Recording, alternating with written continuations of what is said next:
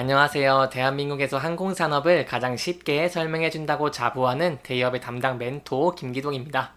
자, 최근에 합병에 대한 이슈로 계속해서 가시화가 있는 대한항공에 대해 살펴보도록 할 텐데요. 구체적으로 현재 마지막 관문, 바로 미국만 남아있습니다. 그렇기 때문에 이러한 미국 관문을 통과할 수 있을지 이런 부분들을 제가 영상 속에서 자세하게 풀어보도록 할 테니까요. 딱 5분만 집중한다고 생각하시고 지켜봐 주시면 정말 감사하겠습니다. 이번 시간은 일단 현재 미국 법무부가 독점 우려를 계속 표하고 있는 입장이기 때문에 여기에 대해서 대한항공이 어떠한 영향을 받을 수 있을지 이런 부분들을 지켜보도록 하고요. 그 이후에 이제 미국 같은 경우에 항공사 합병 사례가 있습니다. 그렇기 때문에 이런 합병 사례를 저희가 알아보면서 대한항공이 합병을 성공할 수 있을지 이런 부분까지 자세하게 알아보도록 하겠습니다. 그리고 마지막으로 대한항공이 독과점 우려에 대한 해소 방안으로 어떤 것을 제시를 하고 있고 그게 과연 타당할지 이런 부분들까지 제가 영상 속에서 자세하게 풀어보도록 할 테니까요. 좋아요와 구독 한 번씩만 부탁드리겠습니다. 대한항공이 최근에 이후로부터 아시아나항공 인수와 관련된 기업 결합에 대한 승인을 받았는데요. 이로써 14개의 필수 신고국 가운데 13개국이 승인을 완료하게 됐습니다. 따라서 현재는 이제 미국의 경쟁 당국 바로 DOJ 미국 법무부의 승인만 남겨둔 상황이라고 할 수 있겠는데요. 최대 난관으로 뽑혔던 이런 EC 관문을 통과한 만큼 통합 대한항공 출범이 가시권에 들어왔다는 평가를 받고 있습니다. 하지만 그럼에도 이렇게 구부 능선을 좀 넘은 모습을 보여줬다고 하더라도 좀 안심하기는 이르다는 그런 지적이 나오고 있습니다.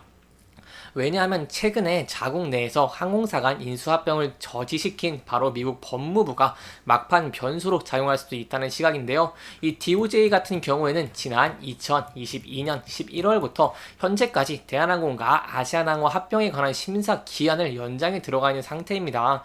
그렇기 때문에 저희가 어떻게 미국 법무부가 승인을 받을 수 있을지 이 여부를 지켜보려면 미국 내에서 합병을 했던 사례를 저희가 알아보는 것이 좋을 것 같은데요. 왜냐하면 미국 법무부가 승인을 해주는 것이다 보니까 미국 법무부의 독점 우려로 인해서 현재 대한항공과 아시아나항공의 합병이 좀 마지막 관문이다 라고 시장에서 보고 있기 때문에 저희가 합병 사례들을 조금 바라보면서 대한항공이 아시아나항공과 합병을 성공할 수 있을지를 지켜보는 것이 중요하다고 볼 수 있겠습니다.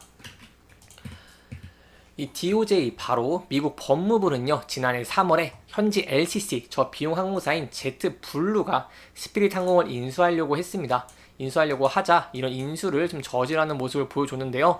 이 업계 1위와 그리고 2위의 포지션을 차지하고 있는 두 항공사가 합병을 하게 되면은 LCC 시장의 경쟁이 제한되기 때문에 항공료가 인상될 수 있다는 이유 때문이었습니다. 그래서 결론이 어떻게 났냐 한다면 결국에 지난 1월 법원이 미국 법무부에 손을 들어주면서 제트블루와 스피릿 항공의 인수가 불발에 그친 모습을 보였습니다. 이렇기 때문에 현재 사람들이 대한항공과 아시아나항공의 합병에 대해서 좀 많은 걱정을 하고 있습니다.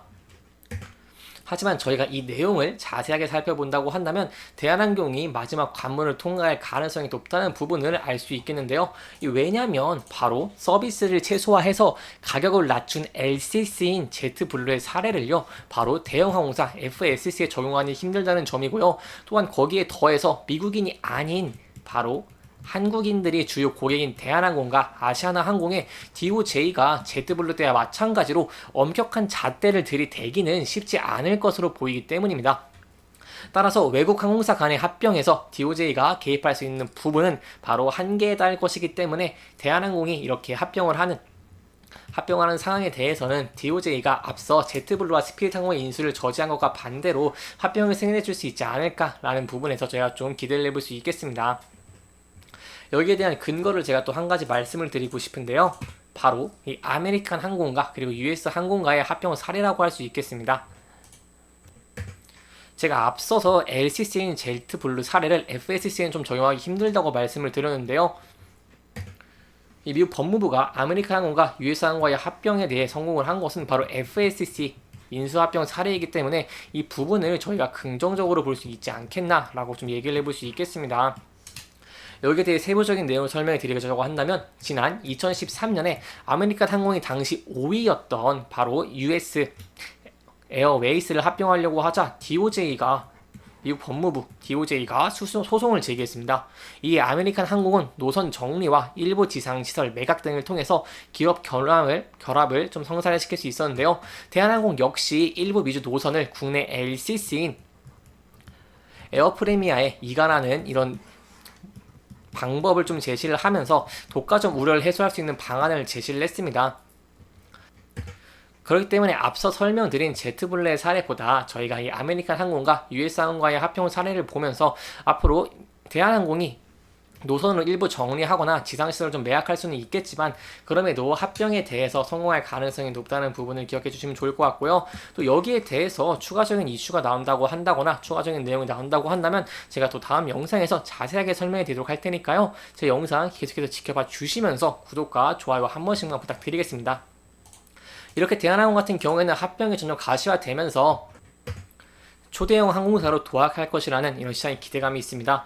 그렇기 때문에 대한항공의 주가 같은 측면에서 저희가 본다고 하더라도 항공주들의 중에서 조금 좋은 모습을 보여주고 있다라고 설명드릴 수 있겠습니다. 대한항공의 차트를 보게 된다고 하시면 금일은 0.87% 정도 상승을 해주고 있는 모습을 보여주고 있는데요.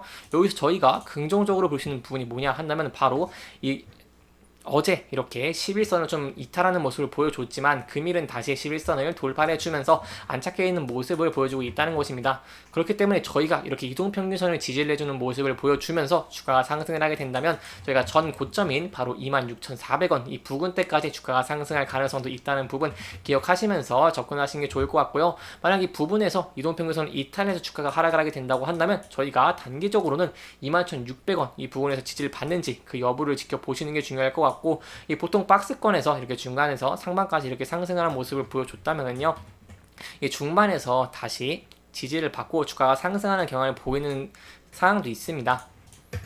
그렇기 때문에 주가가 이동평균선을 이렇게 이탈한다고 하더라도 21,600원에서 지지를 해주는지 여부를 지켜보시면서 추세가 이어지는지 그 부분을 지켜보시는 게 중요할 것 같고요. 만약 이 부분을 이탈을 해서 주가가 하락을 하게 된다고 한다면 저희가 전 저점인 19,200원 선에서 지지를 해주는지 여부를 지켜보시는 게 중요할 것 같습니다.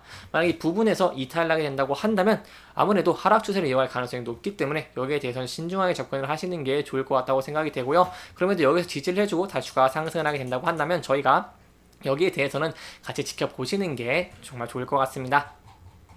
이렇게 이번 영상은 대한항공의 합병에 관련된 미국 승인들에 대한 얘기들을 조금 짚어보면서 진행을 했고요.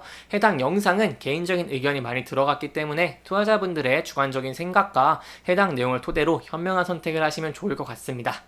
영상 잘 보셨다면 좋아요와 구독 부탁드리고요. 이 해당 영상뿐만 아니라 대기업에서는 그 누구보다 열정적인 멘토들이 많으니까요. 부디 타 종목의 영상도 시청해 주시길 바라며 오늘 영상 마무리하도록 하겠습니다. 끝까지 시청해 주셔서 감사합니다.